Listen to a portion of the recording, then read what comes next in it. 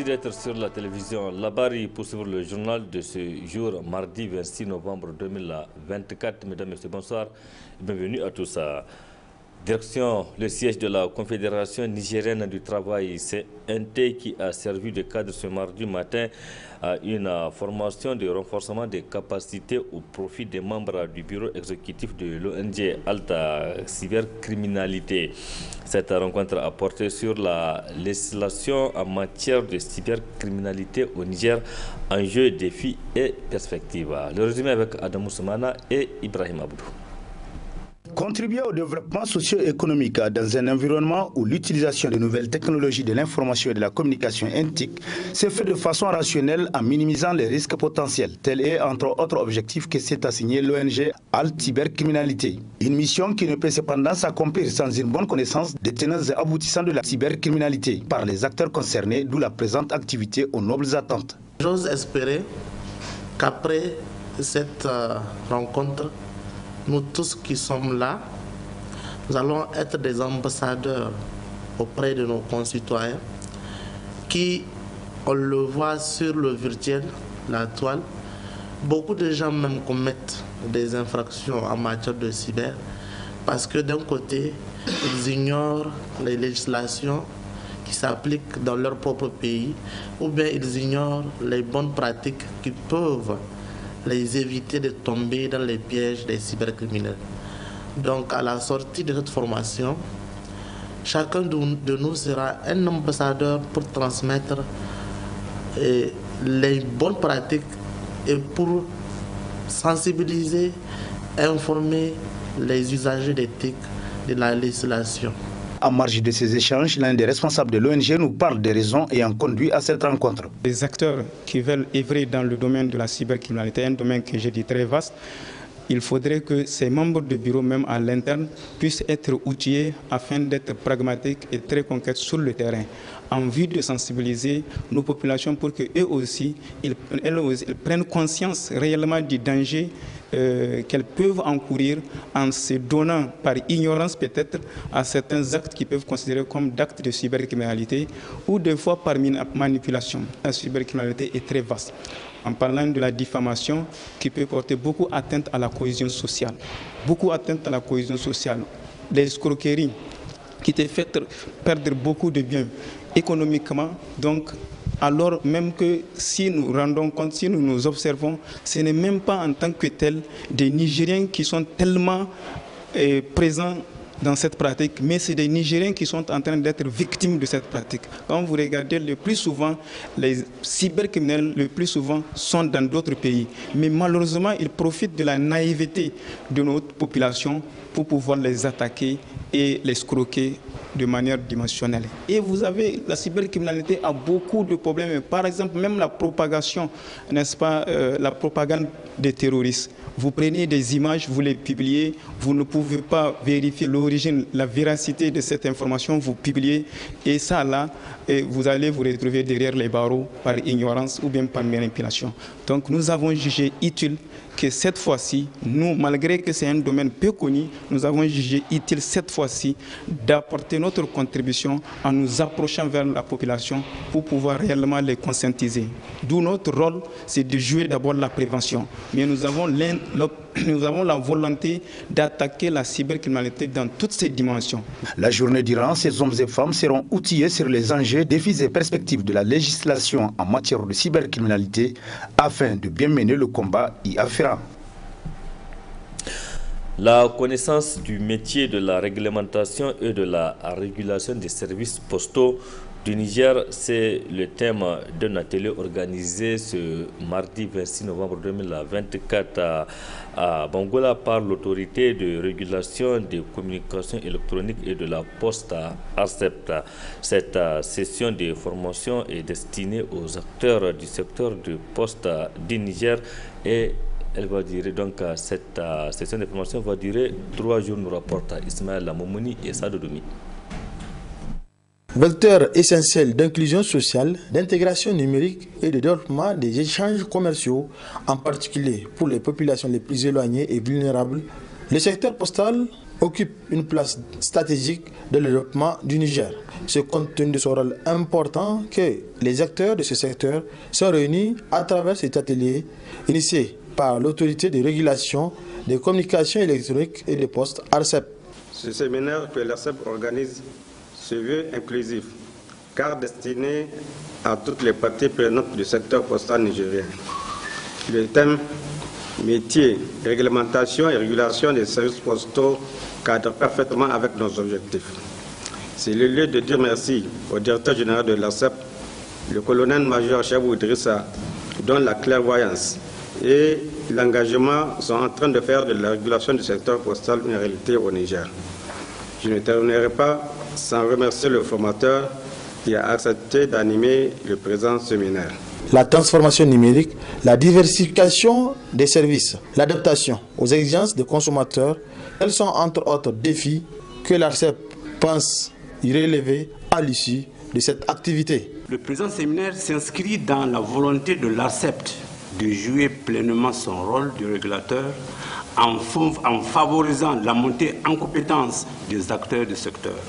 Au cours de ces journées, vous aurez l'opportunité de vous familiariser avec les évolutions réglementaires, les meilleures pratiques internationales et les outils stratégiques pour répondre aux attentes des usagers tout en renforçant vos capacités opérationnelles. Permettez-moi ici de rappeler que l'ARCEP, en collaboration avec des partenaires nationaux et internationaux tels que l'Union postale universelle, s'engage à promouvoir un environnement postal compétitif et équitable, capable de catalyser la transformation digitale au Niger. Cette mission ne saurait être accomplie sans votre engagement et votre coopération. Cette activité d'échange et d'apprentissage qui va durer 3 jours permettra à chaque acteur d'avoir des outils nécessaires pour contribuer efficacement à la modernisation du secteur postal nigérien. Merci Ismaël Mouni. Le siège du réseau national des chambres d'agriculture du Niger, RECA, a servi de cadre ce mardi matin pour les travaux de l'atelier de formation et de vulgarisation sur le système participatif de garantie pour l'agriculture biologique au Niger. Cet atelier qui regroupe les producteurs et agriculteurs venus de divers horizons est organisé par le collectif des acteurs de la chaîne de valeur bio du Niger, GIE 3B. Le compte-rendu avec Asma Ousseidou et Nasser Seydou. Faire connaître les préoccupations des diverses catégories de producteurs ruraux et faire valoir leur point de vue dans le cadre des politiques et programmes de développement, tels sont les objectifs visés à travers cet atelier de formation et de vulgarisation sur le système participatif de garantie SPG pour l'agriculture biologique au Niger, initié par le groupement d'intérêt économique Bombo Bio GIE 3B en collaboration avec Chiga. Cette initiative du SPG est due au fait que les acteurs que nous sommes de la filière biologique au Niger ils ont jugé utile de se regrouper au sein d'une initiative qui formalise les activités de l'agriculture biologique. Et ça a commencé tout naturellement à faire en sorte qu'on ait un cadre, on va dire, qui légalise cette activité. Et c'est un dispositif, le SPG, qui est un système participatif de garantie, qui est une sorte d'alternative dans les pays comme les nôtres où il n'existe pas de normes biologiques. Donc les acteurs plus toutes les parties concernées se mettent ensemble autour d'une carte et intègrent tout ce qui est ministère de tutelle pour ensemble aboutir vers ce processus. Et le SPG consacre vraiment est un référentiel qui encadre l'activité biologique au Niger. La particularité pour ce groupement est que... Pour le cas de notre pays, c'est une démarche novatrice parce qu'elle permet d'avoir ce référentiel sur le bio qui devient une sorte de norme en fait, qui encadre l'activité. C'est ça la particularité. Donc on va dire que désormais avec ce SPG, il existe un cadre réglementaire formel où l'activité biologique est reconnue à travers un label. Parce que le SPG, ce n'est rien d'autre que vraiment une reconnaissance de l'activité de façon formelle et elle va se matérialiser dans la pratique par un label. Et ce label va être donc le label SPG 3B. L'appel que nous faisons à l'endroit des participants d'abord à cet atelier et en général à tous ceux qui s'intéressent à faire de l'agriculture biologique, c'est de rejoindre cette initiative pour qu'ensemble nous ayons, en tout cas, que nous allions plus loin et que l'activité bio que nous comptons être encadrée à travers ce SPG, qu'elle prenne de l'ampleur et qu'elle valorise le travail des petits et moyens agriculteurs. Cet atelier de formation et de vulgarisation sur le système participatif de garantie pour l'agriculture biologique au Niger, qui réunit les producteurs et transformateurs du collectif des acteurs de la chaîne de valeur du bio au Niger, durera 2 jours. Merci Assama Ousseydou. Rendons-nous à Tawa où là-bas c'est une conférence sur la nutrition qui est organisée par la plateforme nationale de l'information sur la nutrition en collaboration avec la direction régionale de l'INES et l'appui financier du collectif Tous Unis pour la Nutrition. C'est le secrétaire général de la région de Tawa donc, qui a présidé la cérémonie d'ouverture de cette conférence, nous rapporte notre correspondant sur place à Asman Abdou et Rabi Ousseydou. Cette conférence organisée à Tawa par la plateforme nationale de l'information sur la nutrition en collaboration avec la direction régionale de l'Institut national de la statistique avec l'appui financier du collectif Tous Unis en faveur de la nutrition. En ouvrant les travaux de cette conférence, le secrétaire général de la région de Tawa a souligné les thématiques de cette importante rencontre, à savoir les questions de nutrition traitées par la plateforme nationale de l'information sur la nutrition, les produits des enquêtes en lien avec la nutrition réalisées par la direction des enquêtes et de recensement. La présente conférence entre dans le cycle de valorisation et de diffusion de l'information nutritionnelle. Elle a pour objectif de contribuer à renforcer les capacités des utilisateurs de l'information nutritionnelle, entre autres les secteurs sensibles et spécifiques à la nutrition. Mesdames et messieurs, l'Institut national des statistiques compte organiser le 5e recensement général de la population et de l'habitat. Il est l'ensemble des opérations qui consistent à recueillir, grouper, évaluer, analyser, publier ou diffuser de toute autre manière des données démographiques, économiques et sociales se rapportant à un moment donné à tous les habitants d'un pays ou d'une partie bien déterminée d'un pays. Les données de recensement permettent de connaître la structure de la population, faire la planification des services publics, élaborer des politiques de développement, base de sondage pour les futures recherches, préparer plus efficacement les interventions face aux situations d'urgence. Mesdames et messieurs, cette conférence va s'articuler sur 4 présentations, à savoir présentation de la plateforme nationale d'information sur la nutrition, présentation du plan cadre d'analyse de la plateforme nationale d'information sur la nutrition, présentation sur l'évaluation de la situation nutritionnelle et présentation sur le recensement général de la population et de l'habitat. Cette conférence nutrition est un important outil de vulgarisation et de partage d'expériences conformément au 3e cycle de fonctionnement de la plateforme nationale de l'information sur la nutrition. Merci Asman Abdou. Suite et fin de notre décryptage de la lèpre avec Dr Moussa Gado, coordinateur national du Centre de la lutte contre la lèpre. Nous bouclons donc cette série avec la stratégie et les conseils pratiques pour se mettre à l'abri de la maladie. On l'écoute. Les stratégies qui sont promises pour pouvoir faire le dépistage précoce, il y en a 2. En dehors de la formation des agents de santé qui vont faire ce qu'on appelle le dépistage passif, il y a le dépistage actif.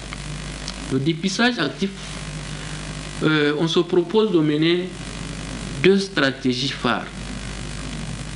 La première stratégie, c'est de mener une enquête autour des cas de lèpre. C'est-à-dire, aujourd'hui, si tu as un cas de lèpre, il faut faire une investigation intracommunautaire, intrafamiliale. Examiner l'entourage de la famille. Parce que puisque c'est une maladie contagieuse, on ne sait pas qui a transmis à qui. Est-ce que le cas que vous avez dépisté là, c'est le premier cas qui a contaminé les autres, ou bien lui-même il a été contaminé par d'autres membres de la famille. D'où l'intérêt d'examiner tous les membres de la famille pour pouvoir dépister et traiter les cas. N'est-ce pas? Ça, c'est la première stratégie opérationnelle. La deuxième, c'est ce qu'on appelle les campagnes de masse. Les campagnes de dépistage intégré de la lèpre et les autres dermatoses. Donc c'est une équipe de dermatologues, de techniciens dermato qui se propose d'aller au niveau des communautés, c'est-à-dire au niveau des villages où on va organiser des séances de consultation foraine. En ce moment, tous ceux qui se présentent au niveau des consultations pour des dermatoses vont être examinés. Et pendant l'examen, nous faisons très attention au dépistage des signes de la lèpre et pouvoir extraire dans cette communauté les cas de lèpre et pouvoir les traiter efficacement. Voilà les deux stratégies phares pour faire, en plus du dépistage passif qui se font dans les formations sanitaires, voilà les deux stratégies qu'on applique au niveau du programme pour aller vers l'élimination de la lèpre. Le principal conseil, c'est de faire attention aux signes de la lèpre qui peuvent être cutanés ou bien neurologiques. En présence de ces signes-là, c'est-à-dire la tache rouge parfois insensible, où il faut très vite faire recours au niveau des formations sanitaires pour pouvoir se faire dépister et traiter avant que l'on ne tombe dans les séquelles. Donc ça, c'est le premier appel. Deuxième appel, c'est que la lèpre, ce n'est qu'une maladie, n'est-ce pas? Ce n'est pas un mauvais sort qui fait ça. Ce n'est pas parce que tu as juré sur le Coran ou autre qui fait que tu as la lèpre. Non, loin de ça. La lèpre, c'est une infection. Une infection est liée à l'environnement. Hein? Les microbes qui sont dans notre environnement, tu peux faire un palu, c'est une infection. Tu peux faire une infection pulmonaire, c'est une tuberculose. Donc ça, c'est les modes de contamination. Maintenant, il faudrait essayer de faire recours aux formations de sanitaires et de laisser les préjugés qui ne vont servir à rien que de retarder le traitement. C'était là donc Dr Gado Moussa, il est le coordinateur national du Centre national de la lutte contre la lèpre. Avec Dr Gado, nous avons fait donc le point sur cette maladie. Merci docteur pour cette disponibilité. Point final de cette édition. Merci à vous de l'avoir suivi. Restez en compagnie du programme de la télévision Labari. Excellente nuit à toutes et à tous. Bonsoir.